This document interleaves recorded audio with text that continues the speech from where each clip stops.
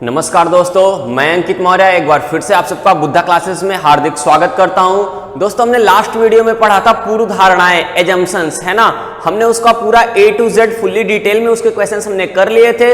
आज हम पढ़ने वाले हैं आर्ग्यूमेंट यानी कि तर्क, है ना। तो हमने लास्ट वीडियो में ही तर्क के बारे में भी डिफिनेशन वगैरह दे दिया था।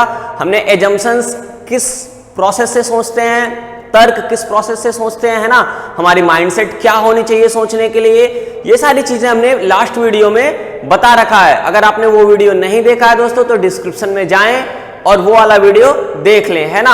आज अपन पढ़ेंगे तर्क। चलिए दोस्तों, हमने क्या बताया था एक बार फिर से हम बता देते हैं। हमने बताया था एजम्पशंस में कि एजम्पशंस में हमें जो सोचना होता है ना, हमें जो पूर्व धारणाएं देनी होती हैं, या हम कहें जो हमारी थॉट्स होती है वो हमारी खुद की नहीं होती है ना। आर्ग्यूमेंट में क्या होगा, हमारी खुद की रहेगी, है ना। आर्ग्यूमेंट में क्या होगा, थॉट्स हमारी खुद की रहेगी। तो अब बताते हैं यार, पूर्व धारणा में थॉट्स हम देते किसकी थी, है ना।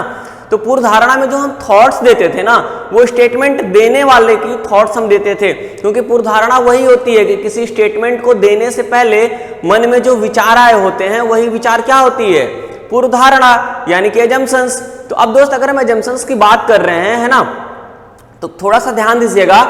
अब स्टेटमेंट मान लीजिए किसी ने दिया, है ना, वो क्या सोच के दिया, हमने तो ये बता दिया कि वो पूर्व धारणा थी। जो भी वो सोच समझ के, जो भी वो विचार विमर्श करके वो स्टेटमेंट दिया होगा, तो देने से पहले जो भी उसके थॉट्स थे वो क्या है, उसके पूर्व धारणाएं हैं, एजम्पशंस हैं। लेकिन अब वो स्टेटमेंट जब हमने सुना, है ना, सुनने के बाद अगर हम उस स्टेटमेंट पे कोई टिप्पणी करेंगे कि वो सही है या गलत है ना, ध्यान दीजिएगा, उस स्टेटमेंट पे अगर हम टिप्पणी करेंगे कि वो सही है या फिर गलत है, तो वो हमारा क्या कहलाएगा, तर्क कहलाएगा। तो अब वो सही है या गलत है ये हम अपने विवेक बुद्धि से देंगे, अपने विचारों से देंगे, है ना। लेकिन उस स्टेटमेंट के पीछे क्या रीजन था, ये तो हमारे विवेक नहीं है ना, ये किसके थे, स्टेटमेंट देने वाले के थे, है ना दोस्त। तो चलिए देखते हैं तर्क क्या होता है। इसकी डिफिनेशन आप लोग लिखेंगे, तर्क क्या होता है, तो लिखिए या सुनिए, है ना। किसी भी कथन को यानी कि किसी भी स्टेटमेंट को, जो भी हमें गिवन स्टेटमेंट होगा, ठीक है, वो सही है या गलत है ना, वो सही है या गलत है, उसके पक्ष में यानी कि स्टेटमेंट के ही, है ना, किसी कथन को सही या गलत सिद्ध करने के लिए उसके पक्ष में या उसके विपक्ष में दी गई हमारी विचारधारा तर्क कहलाती है ना दोस्त। एक बार फिर से रिपीट कर रहा हूं, ध्यान दीजिएगा। हमारी विचारधारा हमने कहा है ना, एक बार फिर से बताने की कोशिश कर रहा हूं कि पूर्व धारणा में हमारी विचारधाराएं नहीं होती हैं। पूर्व धारणा में स्टेटमेंट देने वाले की विचारधारा को हम लिखते हैं, है ना। लेकिन तर्क में क्या करेंगे, हम अपनी खुद की विचारधारा को लिखेंगे। एक बार फिर से, स्टेटमेंट को सही है या गलत है ना, स्टेटमेंट जो हमें मिलेगा वो सही है या गलत है, उसके पक्ष में या उसके विपक्ष में दी गई हमारी खुद की विचारधारा ही तर्क कहलाती है ना। अब तर्क दो टाइप्स के होते हैं, है ना, तर्क टू टाइप्स के होते हैं। एक होता है प्रबल यानी कि स्ट्रॉन्ग, और एक होता है निर्बल यानी कि वीक, है ना। वीक आर्ग्यूमेंट और स्ट्रॉन्ग आर्ग्यूमेंट। हम आर्ग्यूमेंट में ऑलवेज स्ट्रॉन्ग की बातें करेंगे, है ना। किसकी बातें करेंगे भाई, स्ट्रॉन्ग की बातें करेंगे, ठीक। अब देखते हैं भाई स्ट्रॉन्ग। अच्छा, एक चीज और ध्यान दीजिएगा, हमने क्या कहा कि वो सही है। हमने आर्ग्यूमेंट का डिफिनेशन क्या दिया, एक बार फिर से ध्यान दीजिएगा कि कोई भी कथन सही है या गलत है, उसे सिद्ध करने के लिए उसके पक्ष में या उसके विपक्ष में दी गई हमारी खुद की विचारधारा ही क्या कहलाती है, तर्क कहलाती है ना। तो अब वो सही है या गलत है उसको देने के लिए हम यस या नो तो देंगे ना, है ना। तो ध्यान दीजिएगा, हमें हमेशा मतलब ऑलवेज तर्क में मिलेगा हां या ना, है ना। मान लीजिए जैसे हमने एक पिछले वीडियो में एक लिया था, एग्जाम्पल लिया था आर्ग्यूमेंट का, है ना, समझाने के लिए आपको कि आर्ग्यूमेंट और एजम्पशंस में क्या फर्क होती है। तो देखिए, हमने आर्ग्यूमेंट में आपको क्या समझाया था, हमने बताया था कि क्या भारत में पटाखों को पूर्ण रूप से बंद कर देना चाहिए, है ना। हमने एक स्टेटमेंट दिया था कि क्या भारत में पटाखों को पूर्ण रूप से बंद कर देना चाहिए, ये स्टेटमेंट था। उस पर हमने दो तर्क दिए थे। एक तर्क क्या दिया था कि हाँ, यस, है ना, बंद कर देना चाहिए, ठीक है। क्यों, क्योंकि इससे बहुत ही ज्यादा हमारा पूरा आर्ग्यूमेंट आप सुन लीजिए, है ना। हाँ, बंद कर देना चाहिए क्योंकि इससे बहुत ही ज्यादा एयर पॉल्यूशन एवं नॉइज पॉल्यूशन होता है ना। तो भाई आर्गुमेंट सही था, हाँ इससे होता है, बंद कर देना चाहिए। ठीक है, अब ये उसके हो गई पक्ष में, है ना, स्टेटमेंट भी बंद करने की बात कर रहा था, हमने उसके पक्ष में एक दे दिया। एक दूसरे महाशय ने एक उसके विपक्ष में दिया, है ना, उसके विपक्ष में क्या दिया कि नहीं बंद कर देना चाहिए, इससे बहुत से लोग अनएम्प्लॉय हो जाएंगे, है ना। उनकी भी बात बिल्कुल सही है। अगर यहाँ पे हम बंद कर देते हैं fire crackers should be band in India, है ना, ये स्टेटमेंट था हमारा। अगर हम बैन कर देते हैं फायर क्रैकर्स को तो बहुत सारे लोग अनएम्प्लॉय हो जाएंगे। यानी कि मेरा भी तर्क सही था, उस महाशय का भी तर्क सही था, है ना। तो तर्क पक्ष में भी हो सकता है और विपक्ष में भी हो सकता है, यस या नो में हमें मिलेगा हमेशा। ठीक है, अब देखते हैं भाई कि हमने बात किया कि हमेशा प्रबल तर्क ही मान्य होगा, तो अब देखते हैं यार प्रबल तर्क आखिर होते क्या क्या हैं। तो हमने पीछे लिख रखा है कुछ पॉइंट्स, चलिए उन पे थोड़ा सा ध्यान देते हैं, है ना। वो पॉइंट्स क्या हैं, क्या कह रहे हैं, उनके क्या मतलब होते हैं। दोस्तों ये वीडियो आपको पूरा का पूरा समझ में आने वाला है, आर्गुमेंट से कभी भी आपको कोई भी क्वेश्चंस गलत नहीं होने वाले हैं। बस आप वीडियो के लास्ट तक बने रहिएगा, है ना, और प्रैक्टिस करिएगा। जो भी आपके क्वेश्चंस होंगे, डाउट्स होंगे, वो आप कमेंट बॉक्स में दीजिएगा, है ना। जो भी आपके सुझाव होंगे वो जरूर दीजिएगा। चलिए देखते हैं, पहला हमारा जो पॉइंट्स है, इंपॉर्टेंट पॉइंट्स डाल के ऐसे कुछ आप लोग लिख लीजिएगा और ये हमेशा याद रखिएगा, है ना।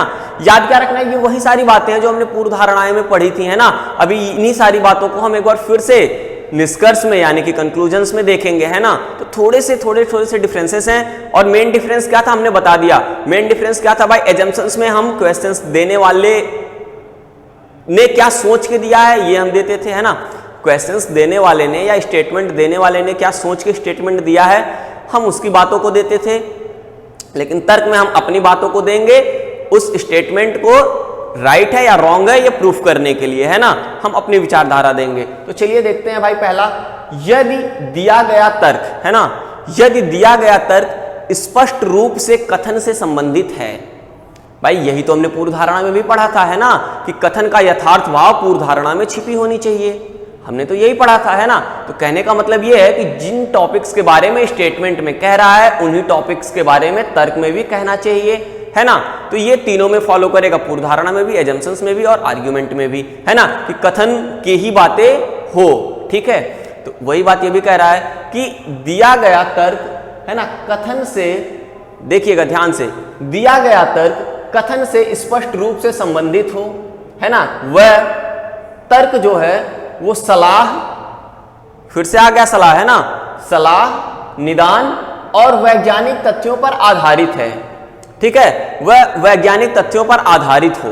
ध्यान दीजिएगा, सलाह हो, जो तर्क हो हमारा, जो हम तर्क देंगे, स्ट्रॉन्ग जो हम तर्क देंगे, स्ट्रॉन्ग आर्ग्यूमेंट देंगे, वो कैसा होना चाहिए भाई, वो जो आर्ग्यूमेंट होना चाहिए वो सलाह हो। सबसे पहली बात क्या है भाई, वो स्पष्ट रूप से कथन से रिलेटेड हो, है ना, स्पष्ट रूप से कथन से रिलेटेड हो। और दूसरी हम क्या देंगे कि वो जो है वो क्या हो, स्ट्रॉन्ग हो और सलाह हो, है ना, सलाह हो, निदान हो और वैज्ञानिक तथ्यों पर आधारित हो।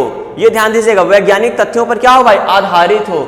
वह देशहित व जनहित में हो किया गया तर्क हो, या देशहित या जनहित में दिया गया तर्क हो। ऐसे तर्क क्या होंगे भाई, हमेशा स्ट्रॉन्ग होंगे, वो हमेशा मान्य होंगे, है ना। एक बार फिर से, वो सलाह हो या निदान हो, है ना, या देशहित या जनहित में की गई कोई बातें हो।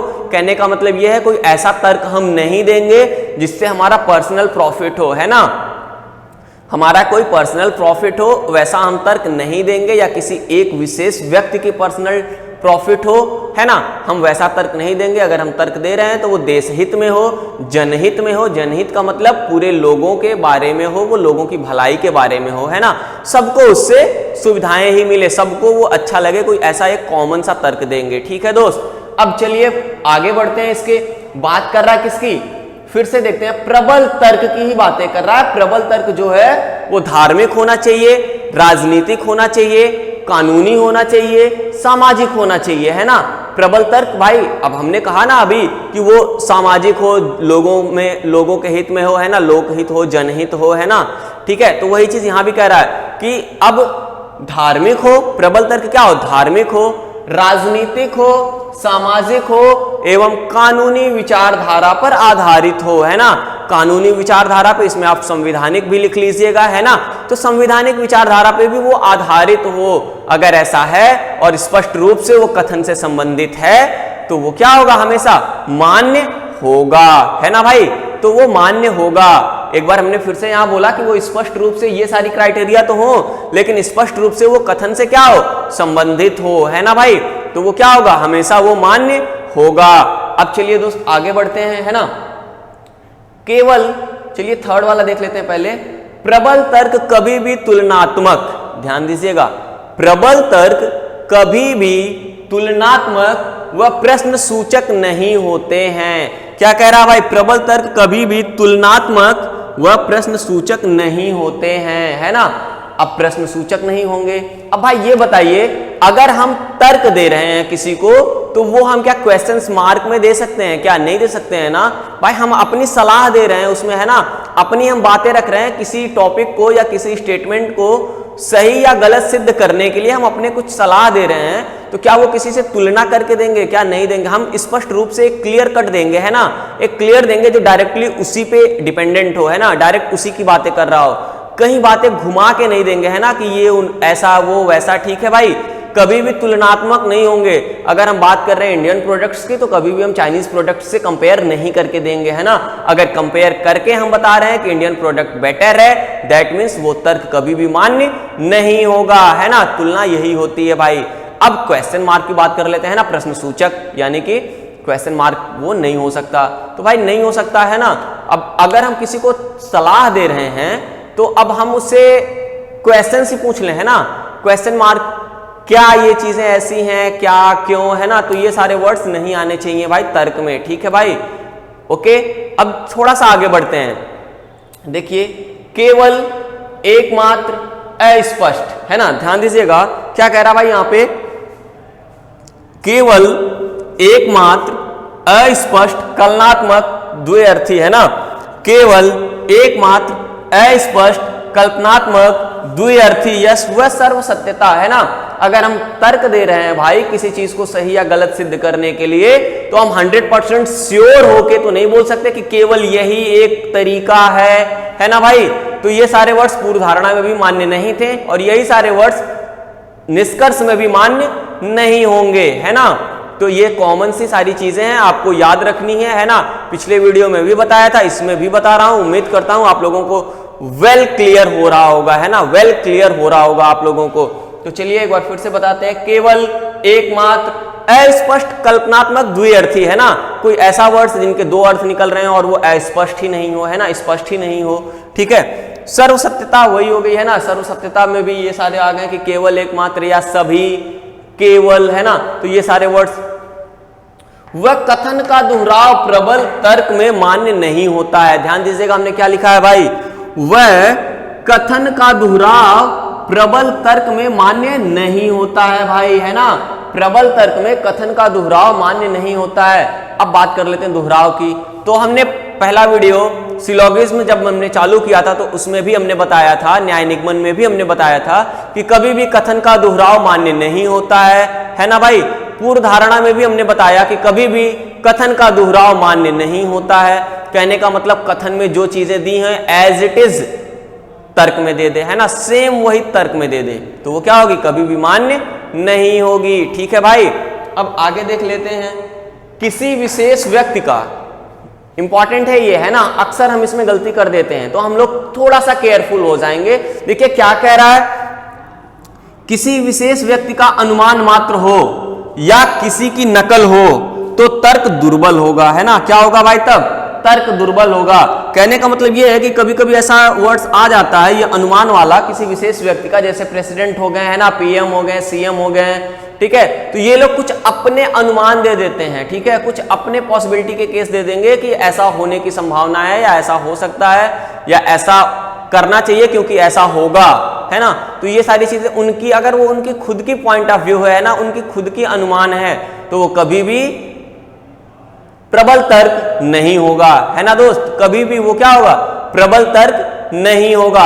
ऑलवेज क्या होगा, वो दुर्बल होगा और दुर्बल तर्क मान्य नहीं होता है ना दोस्त। तो चलिए थोड़ा सा आगे बढ़ते हैं। एक चीज और इसमें देखिएगा भाई, बात कर रहे हैं हम किसकी, तर्क की, है ना, तो एक छठा पॉइंट आप लोग लिख लेंगे कि कभी भी कोई भी पूर्व धारणा, तर्क वाले में छठा पॉइंट अपन लिखेंगे, कभी भी कोई भी पूर्वधारणा या कोई निष्कर्ष तर्क के रूप में मान्य नहीं होगा।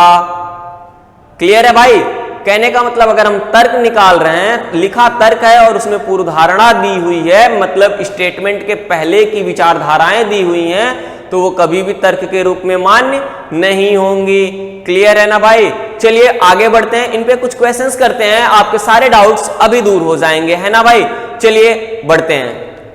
क्वेश्चन हमारे सामने है, इसको रीड करते हैं। सबसे पहले क्या करेंगे, हम स्टेटमेंट को केयरफुली रीड करेंगे, है ना। रीड करने के बाद वो सही है या गलत है, उसके बारे में हम कुछ विचारधारा देंगे, है ना। और वो कैसे विचारधारा देंगे ये हमने अभी बता रखा है ना, कि प्रबल तर्क कैसे कैसे होते हैं या कैसे कैसे नहीं होते हैं, कौन सा मान्य होता है, कौन सा मान्य नहीं होता है। तो चलिए क्वेश्चन की ओर बढ़ते हैं। क्वेश्चन क्या कह रहा भाई, क्या विश्वविद्यालयों में, है ना, क्या विश्वविद्यालयों में छात्र यूनियनों को समाप्त कर देना चाहिए, है ना। क्या कह रहा है, क्या विश्वविद्यालय में छात्र यूनियनों को समाप्त कर देना चाहिए। अब हमने ये सुन लिया, है ना। अब उस पर तर्क दे रहे हैं, क्या अब तर्क पढ़ेंगे, है ना। पहला तर्क क्या कह रहा है, हाँ, दैट मीन्स कर देना चाहिए, है ना। हाँ कर देना चाहिए। अब रीजन क्या दे रहा है भाई, छात्र इससे अपने कैरियर उत्थान पर पूरा ध्यान दे सकेंगे, है ना। क्या कह रहा है, हाँ, छात्र इससे अपने कैरियर उत्थान पर पूरा ध्यान दे सकेंगे। भाई थोड़ा सा गौर करो इस पे, है ना। वो सीधे सीधे पूछ रहा है आपसे कि क्या विश्वविद्यालयों में छात्र यूनियनों को बंद कर देना चाहिए, यानी कि जो छात्र संघ का चुनाव होता है वो बंद कर देना चाहिए, है ना। तो अब ये लॉजिक क्या दे रहे हैं कि हाँ कर देना चाहिए, क्योंकि छात्र इससे अपने कैरियर पर पूरा उत्थान या अपने कैरियर उत्थान पर पूरा ध्यान दे सकेंगे। मेरे भाई ये बताओ, अगर बंद हो जाएगा तो क्या पूरा का पूरा ध्यान देने लगेंगे क्या, है ना। थोड़ा सा देखिएगा, अगर बंद हो जाएगा तो क्या पूरा का पूरा ध्यान देने लगेंगे क्या, ये कहना तो गलत है ना। हम श्योर हो गए, है ना, सर्वसत्यता वाली बातें करने लगे हम, कि अगर बंद हो जाती है तो छात्र क्या होंगे, अपने कैरियर उत्थान पर पूरा ध्यान दे सकेंगे, है ना। तो भाई ये कहना तो गलत है ना। सारे छात्र नेता थोड़ी ना होते हैं भाई, कुछ ही होते हैं ना। लेकिन बात छात्र की कर रहा तो सभी छात्र, अगर छात्र संघ चुनाव बंद कर देंगे तो क्या सारे जो छात्र होते हैं वो अपने कैरियर उत्थान पर पूरा ध्यान देंगे क्या, नहीं। ये कहना गलत है ना, ये प्रबल तर्क नहीं है, ये दुर्बल तर्क है ना। क्यों, क्योंकि ये सीधे सीधे क्या कह रहा है कि बंद करने से छात्र अपने कैरियर उत्थान पर पूरा ध्यान दे सकेंगे, है ना। तो पूरा ध्यान तो भाई नहीं दे सकेंगे, यही एक रीजन नहीं है कि बंद कर दो भाई पूरा ध्यान दे सकेंगे, है ना। तो ये क्या हो गया भाई, फॉलो नहीं करेगा, ये क्या हो गया, दुर्बल तर्क हो गया, है ना, हमारा वीक आर्ग्यूमेंट। अब देखते हैं भाई दूसरा तर्क क्या कह रहा है कि नहीं करना चाहिए। क्यों, सभी बड़े नेता, ध्यान दीजिएगा, दूसरा वाला क्या कह रहा है, उसके विपक्ष में बोल रहा है कि नहीं बंद कर देना चाहिए, क्योंकि सभी बड़े नेता छात्र यूनियन के नेता ही रहे थे। ये भी तो भाई गलत है ना, यहां सभी लगा दिया, है ना। सभी बड़े नेता यानी कि सभी बड़े नेता पहले छात्र संघ से ही स्टार्टिंग किए हैं, इसके कहने का ये मतलब है। तो भाई अब ये बताओ, क्या सभी बड़े नेता छात्र यूनियन ही रहे हैं क्या, ये भी तो कहना गलत है ना। तो क्या हो गया भाई, हमारा क्या हो गया, दोनों का दोनों क्या हो गया, पूरा का पूरा गलत हो गया, क्योंकि ऐसा कहना पॉसिबल नहीं है ना। हम ये भी श्योर होकर बता दे रहे हैं, बट जो कि है क्या, ये वीक आर्ग्यूमेंट है ना। क्या सभी बड़े नेता जो हैं वो सभी के सभी यूनिवर्सिटियों से ही निकल के गए हैं क्या, छात्र नेता ही बन के गए हैं क्या, तो ये गलत है ना। सभी वर्ड लगा दिया इसलिए गलत है। हाँ कुछ होंगे, है ना, कुछ हैं, कुछ होंगे, ठीक है, लेकिन सभी कहना ये गलत है, इसलिए क्या हो गया भाई, ये भी वीक आर्ग्यूमेंट हो गया। तो इसमें क्या है भाई, तर्क एक एवं तर्क दो दोनों गलत है, दोनों फॉलो नहीं करेगा, है ना। ऐसे ही आपको सोचना है। चलिए अगले क्वेश्चंस की ओर बढ़ते हैं। देखिए अगला क्वेश्चन क्या कह रहा है, कथन को फिर से ध्यान से पढ़ेंगे कि क्या भारत में प्रत्येक परिवारों में कम से कम एक सरकारी नौकरी दी जानी चाहिए। क्या कह रहा है, क्या भारत में प्रत्येक परिवारों से कम एक सदस्य को सरकारी नौकरी दी जानी चाहिए। ध्यान दीजिएगा, सरकारी नौकरी देने की बात कर रहा है ना। अब यहां बात कर रहा है, दैट मीन्स गवर्नमेंट की वो बात कर रहा है ना। क्या गवर्नमेंट को भारत के प्रत्येक परिवारों में से कम एक सदस्य को सरकारी नौकरी दे दी जानी चाहिए, है ना। अब तर्क इसका देखते हैं भाई, तर्क क्या कह रहा है, देखिए, हाँ दे देनी चाहिए। हाँ का मतलब ही क्या हो गया, दे देनी चाहिए, ठीक है।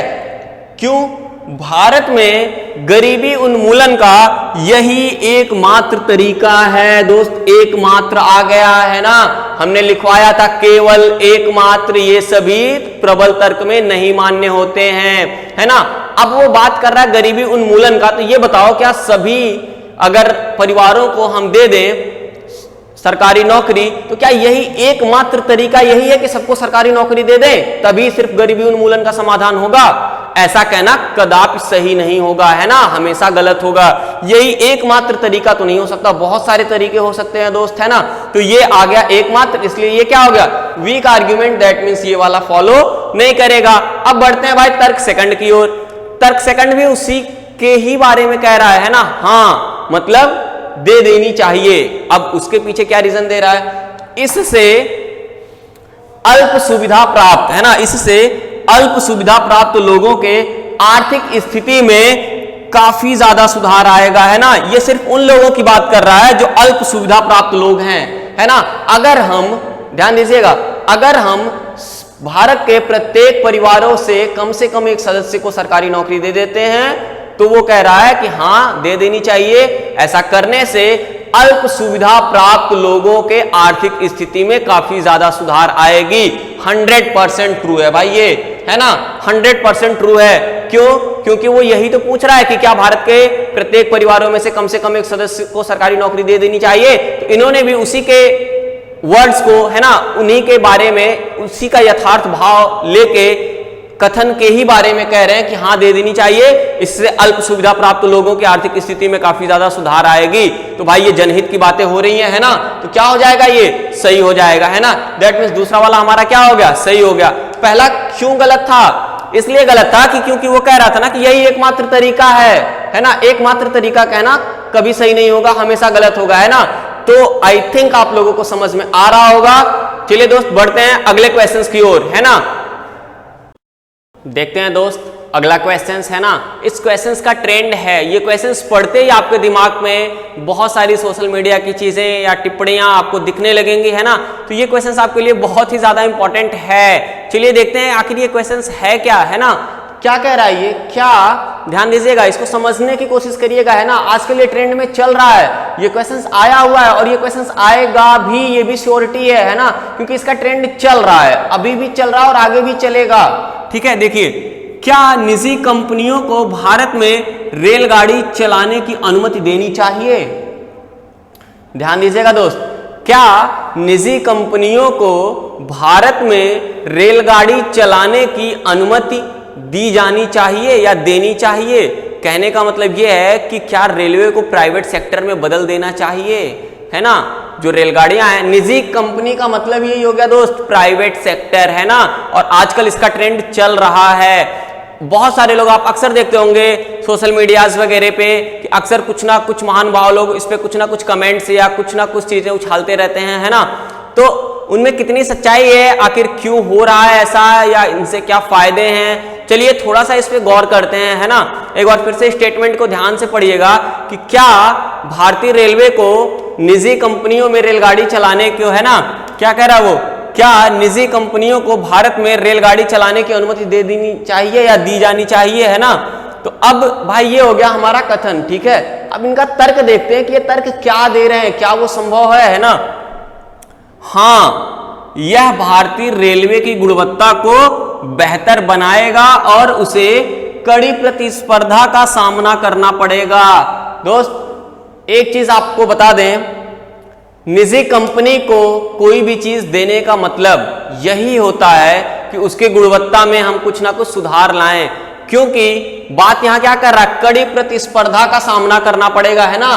कड़ी प्रतिस्पर्धा का सामना करना पड़ेगा।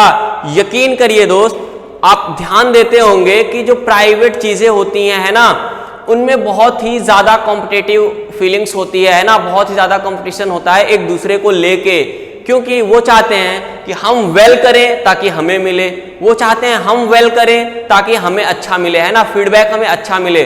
और फीडबैक अच्छा लेने के लिए, नाम लेने के लिए, है ना, वो अपने आप में इंप्रूवमेंट बहुत ज्यादा करते रहते हैं। तो किसी भी चीज को प्राइवेट सेक्टर में देने का मेन मतलब ही यही होता है दोस्त कि उसमें कुछ ना कुछ सुधार आएगी तभी तो देंगे, अदरवाइज हम क्यों देंगे? अगर हमें लॉस हो रही है तो हम क्यों देंगे भाई? हम खुद ही यूज कर लेंगे, है ना, अपनी गवर्नमेंट की बना के हम उसे यूज कर लेंगे। लेकिन अगर हम प्राइवेट सेक्टर को दे रहे हैं, दैट मीन्स हम उससे यही उम्मीद कर रहे हैं कि कुछ ना कुछ सुधार होगा। तो ये तर्क बिल्कुल ही मान्य होगा, है ना। क्यों? एक बार फिर से देखिएगा, यह भारतीय रेलवे की गुणवत्ता को बढ़ाएगा। हमने बताया कि प्राइवेट सेक्टर में देने का मेन मुद्दा ही हमारा यही होता है कि उसमें कुछ ना कुछ इंप्रूवमेंट लाएगा वो, है ना, तभी हम देते हैं। और क्या कह रहा है? इससे कड़ी प्रतिस्पर्धा का सामना करना पड़ेगा। तो हमने यही बताया ना कि यही चलता है उन सब में, है ना, होड़ लगी रहती है एक आगे बढ़ने की, है ना, तो कंपटीशन बहुत ज्यादा रहता है। तो पहला वाला क्या होगा भाई?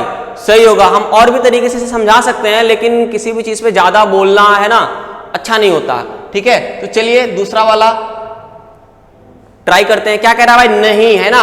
एक पहला वाला क्या हो गया भाई? उसके पक्ष में बोल रहा है ना। दूसरा वाला क्या कह रहा है? उसके विपक्ष में बोल रहा है, ठीक है, कि नहीं, निजी कंपनियां, ध्यान दीजिएगा, वो क्या कह रहा है कि नहीं, है ना, नहीं देनी चाहिए। निजी कंपनियां गैर मुनाफे वाले क्षेत्र में प्रचलन करने के लिए राजी नहीं होंगी। भाई ध्यान दीजिएगा कि गैर मुनाफे वाले क्षेत्र, यानी कि रेलवे की वो बात कर रहा है ना, गैर मुनाफे वाले क्षेत्र में प्रचलन करने के लिए राजी नहीं होंगी। तो क्या हमारा जो रेलवे है वो क्या गैर मुनाफे वाला क्षेत्र है क्या? बात स्टेटमेंट में रेलवे की कर रहा है और यहां पे क्या कह रहा है कि गैर मुनाफे वाले क्षेत्र में, है ना। तो भैया रेलवे हमारा गैर मुनाफे वाला क्षेत्र है या नहीं है? ऐसा कुछ बताया नहीं है और है भी नहीं, है ना, बहुत सारे उसे प्रॉफिट होते हैं, ठीक है। तो गैर मुनाफे वाले क्षेत्र में प्रचलन करने के लिए राजी नहीं होंगी। गैर मुनाफा आते ही हम इसे क्या कर देंगे भाई? ये गलत है, ये फॉलो नहीं करेगा, है ना। सेकंड वाला फॉलो नहीं करेगा। क्यों नहीं करेगा? क्योंकि इसमें गैर मुनाफे वाले क्षेत्र की बात कर लिया है और स्टेटमेंट में हमें क्लियर नहीं किया हुआ है कि गैर मुनाफे वाला है या नहीं है। अगर हम अपना कॉमन सेंस लगाएंगे तो वो गैर मुनाफे वाला नहीं है, ठीक है, बहुत सारे मुनाफे होते हैं उससे, ठीक है। तो दूसरा वाला कहना बिल्कुल भी गलत होगा। दोस्त थोड़ा सा आगे बढ़ते हैं, इस वीडियो को अब यहीं पे खत्म करते हैं, है ना।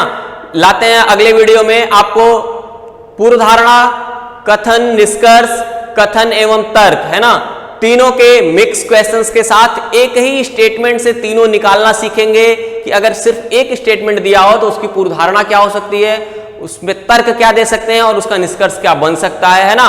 तो मिलते हैं दोस्त अगले वीडियो में, तब तक के लिए जय हिंद। अगर ये वीडियो अच्छा लगा हो तो प्लीज लाइक करें, शेयर करें और कमेंट करके हमें बताएं कैसा लग रहा है ना। तब तक के लिए दोस्त धन्यवाद।